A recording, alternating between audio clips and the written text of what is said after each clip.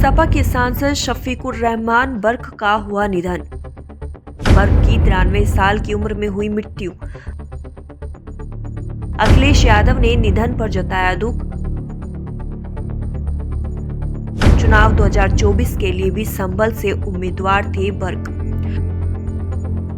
उत्तर प्रदेश के संभल लोकसभा क्षेत्र से समाजवादी पार्टी के सांसद शफीकुर रहमान बर्क का 27 फरवरी को निधन हो गया।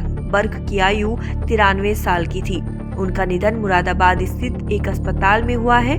अचानक तबीयत बिगड़ने के बाद उन्हें मुरादाबाद के एक निजी अस्पताल में भर्ती करवाया गया था। सपा सांसद बर्क को आज सुबह ही तबीयत बिगड़ने पर आईसीयू में ले जाया गया था। हालांकि उनकी हालत में कोई सुधार नहीं हुआ और उनका निधन हो गया।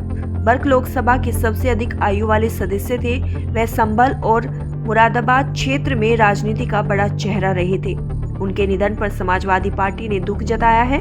पार्टी ने एक्स पर उनके निधन को लेकर लिखा कि समाजवादी पार्टी के वरिष्ठ नेता कई बार के सांसद जनाब शफीकुर रहमान बर्क साहब का इंतकाल, अत्यंत दुख।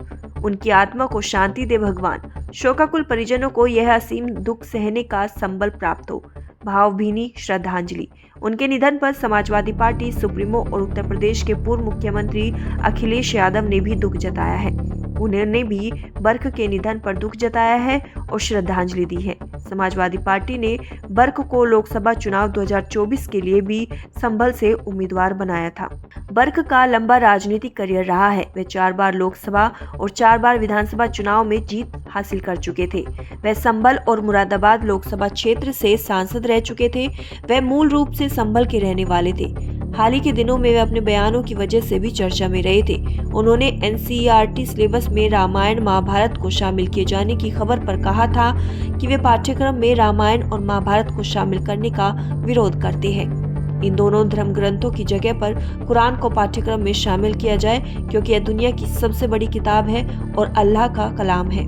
उन्होंने सितंबर 2023 में नई संसद को लेकर कहा था कि देखिए, नमाज पढ़ने के लिए तो जगह यहाँ भी नहीं है। नई संसद में भी मुसलमानों के लिए नमाज के लिए कोई जगह होनी चाहिए थी। इन लोगों ने नफरत फैला रखी है, क्या जगह देंगे? मुसलमान से नफरत फैला रखी है। सपा सांसद बर्क ने कर्नाटक में 2022 में हुए हिजाब विवाद को लेकर भी कहा था कि मैं हिजाब के पक्ष में हूँ। इस्लाम कहता है कि लड़की को हिजाब में रखना चाहिए। अगर लड़की पर्दे में नहीं रहेगी तो उससे खतरा पैदा होगा। पर्दे में होगी तो उसके जिस्म का हिस्सा ढका रहेगा, अन्यथा खुले हुए लोग उसे बुरी नजर से देखेंगे। इससे हालात बिगड़ेंगे। इससे पहले उन्होंने कोरोना को लेकर भी एक बयान दिया था। उन्होंने कहा था कि कोरोना अगर बीमारी होती तो इसका इलाज मिल जाता। कोरोना की यह बीमारी आजादी इलाही है, जो अल्लाह के सामने गिड़गिड़ाकर माफी मांगने से ही खत्म होगी।